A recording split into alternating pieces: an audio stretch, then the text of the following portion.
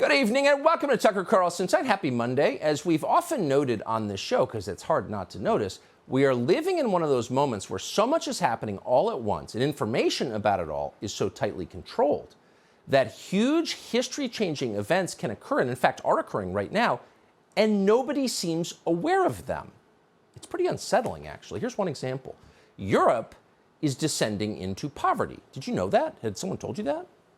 So the most advanced continent on the planet, the birthplace of Western civilization, our civilization, is getting much poorer very quickly. It's moving backward at high speed.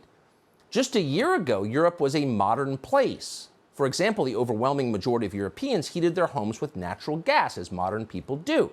In Germany, the continent's richest country, only about 6% of households, most of them rural, heated with cordwood. And you'd expect that, given that, again, Germany is a modern industrialized country with central heating and indoor plumbing and all the other trappings of a society that has moved beyond the medieval period. Last year, only about 6% of Germans used wood to heat their homes, but that has changed dramatically. Demand for firewood in Germany has risen so fast that there is none left to buy. You can't get it. So desperate Germans are now cutting their own wood, scouring the forests like their ancestors for sources of heat. Watch. Some in Germany are taking matters into their own hands with solutions that might look like a blast from the past. About 2 hours outside Berlin, residents of this small town have turned to wood chips for fuel. We have to be innovative, said the project's organizer. If we don't act and just rely on the government to solve the crisis, we'll never succeed. This burner will soon fuel most of this village of 60 people. So they call it biomass, but it's wood. They're burning wood, again, as they did during the feudal period. That's Germany. In Poland, families are standing in line for days to buy coal. Not in 1910, right now, tonight. Cars queued up outside coal mines, hoping for fuel. Quote, "This is beyond imagination," one 57-year-old Polish man told Reuters. "People are sleeping in their cars. I remember the communist times, but it didn't cross my mind that we could return to something even worse." Oh, but it's come. Something even worse has arrived. The French government has announced energy rationing this winter. Just the other day, France had so much energy that it exported it to other countries. It was a net exporter of energy. Now, there won't be enough heat in France for everyone in the country to stay warm. In the UK, 70% of restaurants are preparing to close, to go under.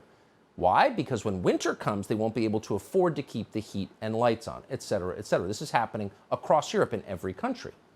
So the question is, why is it happening? And the answer is extremely simple. There's an energy shortage in Europe. Cheap energy is essential. It is the key to everything that a normal society strives for: prosperity, safety, a longer life expectancy for its citizens. Everything depends on cheap energy, but Europe no longer has it. And as a result, things are falling apart very quickly. Energy costs in Europe are expected to increase by hundreds of percent in coming months. Germany's year-ahead price of electricity, that's the benchmark for all of Europe, it's measured in euros per megawatt hour, that price just exceeded 1,000 euros for the first time in history.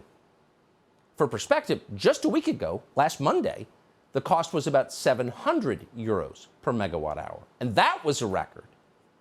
In other words, the price rise is approaching 50% in a single week. In France, electricity went up 25% in one day. That was last Friday.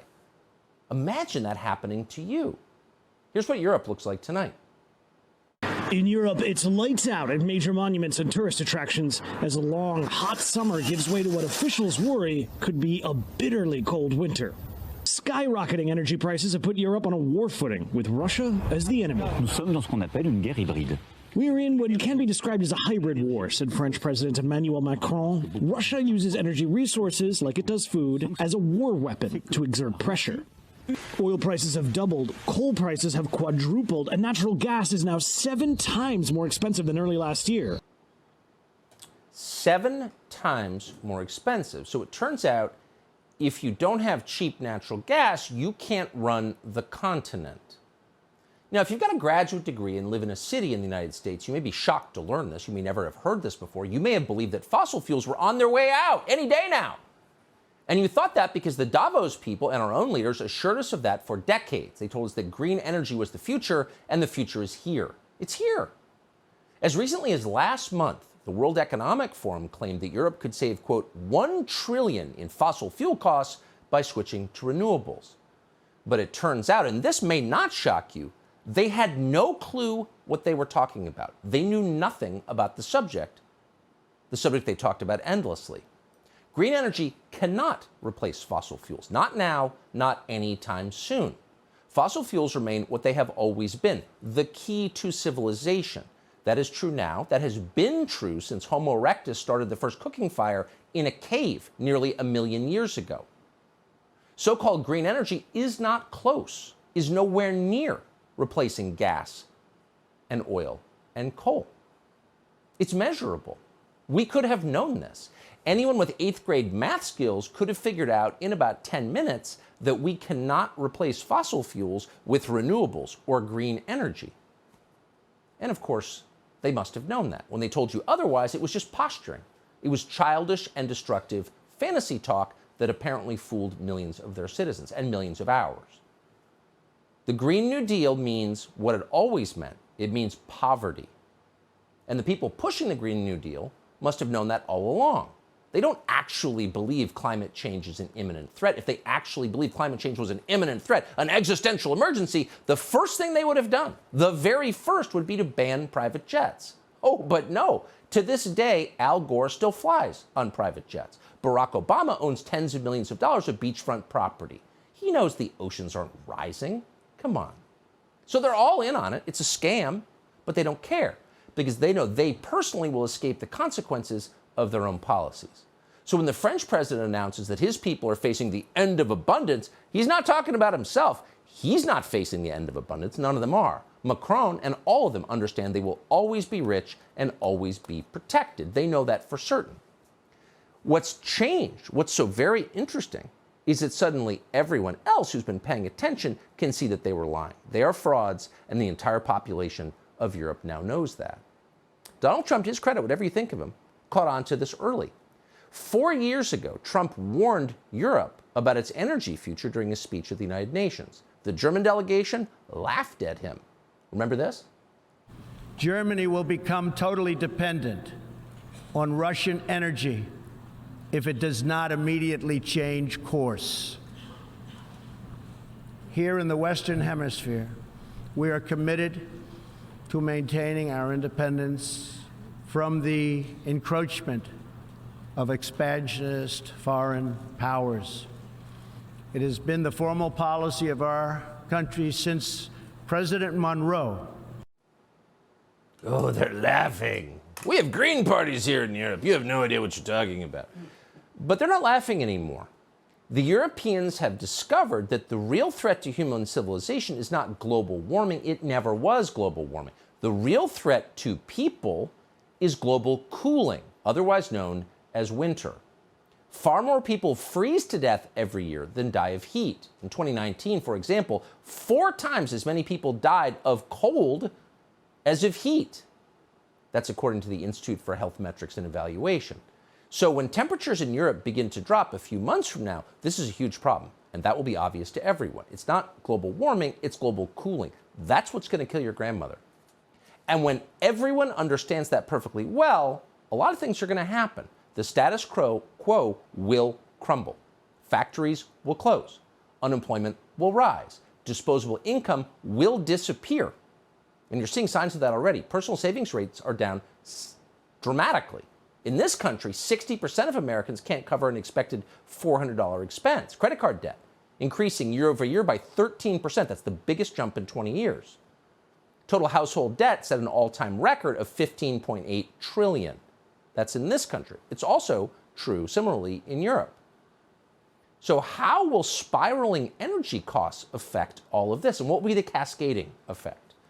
Well, when the cost of keeping your apartment warm jumps by hundreds of percent in a single year, you become a completely different person. You change your behavior radically. You're no longer tempted to buy a new $1,400 iPhone, or shop at Whole Foods, or even pick up an extra cappuccino. The entire consumer economy grinds to a halt because there's no discretionary income. So it is impossible to overstate the downstream effects on the world of an energy crisis. Everything changes. How are the central banks responding to this? Not well. They seem to be making things worse on purpose. You know, in the United States, we're told not to notice what the Fed does because the Fed is now diverse and therefore great. Amazing piece in the AP just the other day announcing that, quote, leadership at the Federal Reserve has become its most diverse ever. There are more female, black, and gay officials contributing to the central bank's interest rate decisions than at any time in its 109-year history. Okay. In other words, relax. We've got affirmative action. Everything's fine. Great. But somehow it doesn't seem to be working. The same central banks that intentionally caused inflation, and they did, those same central banks are now hiking rates to destroy demand. The problem is, this isn't a demand problem. This is a supply problem. And it stems primarily from the war in Ukraine. Because of that war, the West does not have enough energy to continue its economy or its society. Europe responded to that war by imposing sanctions that they knew would inevitably cause energy shortages. They knew it when they did it. Here's the president of the European Commission back in May. And let's be clear, it will not be easy, because some member states are strongly dependent on Russian oil, but we simply have to do it. So today we will propose to ban all Russian oil from Europe. Really? Are you going to be keeping your apartment at 49 degrees Fahrenheit? Will you be walking to work? No, of course not. You'll have whatever you want forever. But the rest of us, she informed us, quote, simply have to do it. And it's not just energy that's being affected by these sanctions. In Brussels, Joe Biden warned that food shortages are inevitable. Remember this? With regard to food shortages, yes, we did talk about food shortages. And it's going to be real. The price of these sanctions is not just imposed upon Russia. It's imposed upon an awful lot of countries as well, including European countries and our country as well. Oh, so we're all going to have to buckle down for freedom. We have to shovel billions to Ukrainian oligarchs who clearly hate the United States because it's the right thing to do. We need to hurt Russia because it's our moral duty. So did these sanctions actually hurt Russia? They caused food and energy shortages throughout the West. No, they didn't hurt Russia. Russia today has more than enough energy, more energy that it can use or sell. In fact, Russia has so much excess natural gas that it's simply setting it on fire. That's right, flaring it, as they say. A Russian plant near the border with Finland is burning $10 million worth of natural gas every day. This seems like a big story. So how's the media covering this? Well, here's the BBC. Quote, scientists are concerned about the large volumes of carbon dioxide and soot it is creating, which could exacerbate the melting of Arctic ice. Really? That's your concern, more global warming, when the immediate effect is to make it impossible for people to Europe to stay warm.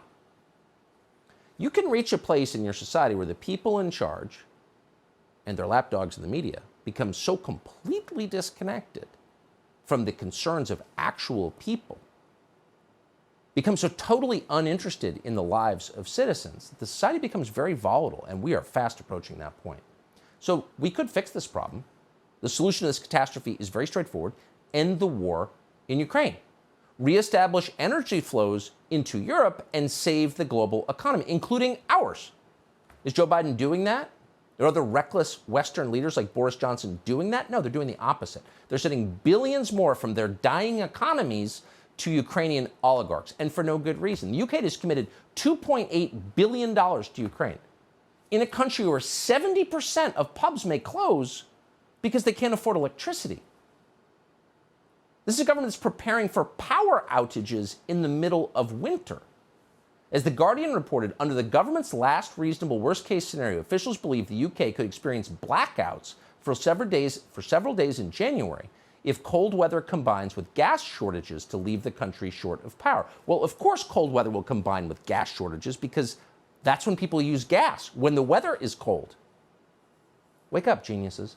And it's not just happening in the UK. Again, it's happening everywhere. Spain has just approved more than 50 million euros for Ukraine, and that's not including funding for military hardware. In other news, Spain's Congress just implemented temperature controls on commercial buildings. Air conditioning must be no cooler than 27 degrees Celsius. That's 80 Fahrenheit, by the way. in case you don't live there in August. After 10 p.m., shop windows in unoccupied public buildings won't be lit. How about Italy?